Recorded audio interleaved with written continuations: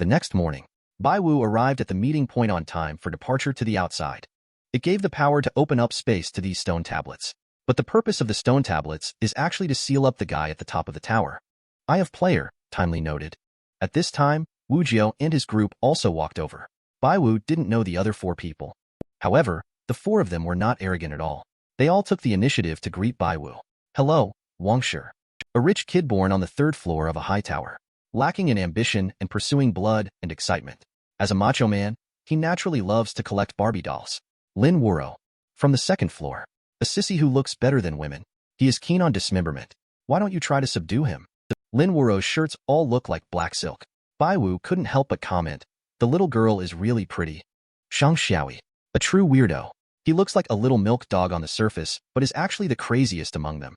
He often gets carried away and is forcibly pulled back to the tower by the dwarf. Bai Wu knew that the dwarf mentioned by Eye of Player is Wu Jiao. He reached out his hand to shake hands with Shang Xiaoyi. But suddenly Shang Xiaoyi was pushed away by the last female team member. The girl took over to shake hands with Bai Wu instead of Shang Xiaoyi. In Shuang, the only girl in the team. She is an Avenger, just like that little dwarf. She also hides a secret that interests the 6th layer. She is the one most like a normal person among several people.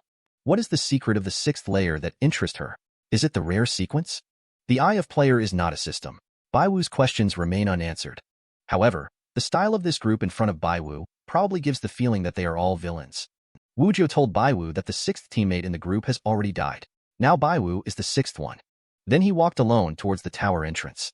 At this time, the light on the white stone tablet lit up. Logistics personnel, take notice. Prepare to assist the returning personnel. Confirm the safe return of the advanced reconnaissance team. Bai Wu also understood the origin of the resources in the tower upon seeing this scene. Human visits to the world outside the high tower are random. So there needs to be personnel from the Investigation Legion responsible for area inspection work first. After the clearance is completed, people from the lower levels will be arranged to work on cultivation. The numerical code on the steel should be the target location they are exploring. And the Bai Wu team naturally don't have to queue. These are members of the low-level reconnaissance corps.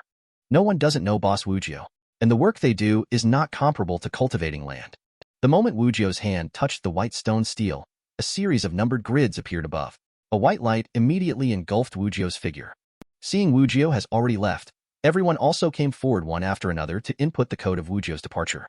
Each of them disappeared inside the tall tower. But when it was Yin Shuang's turn, she stopped.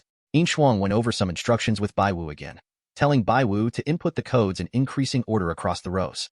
Ask him to operate once to enter the teleportation. Bai Wu thanked him and thought to himself that the note was indeed correct. Yin Shuang looks the coldest among them. But compared to the previous few people, she is the one closest to a normal person. Bai Wu entered a 7-digit number. From this, he couldn't help but think, does this mean that during the 700 years of the Towering Era, people have explored millions of areas?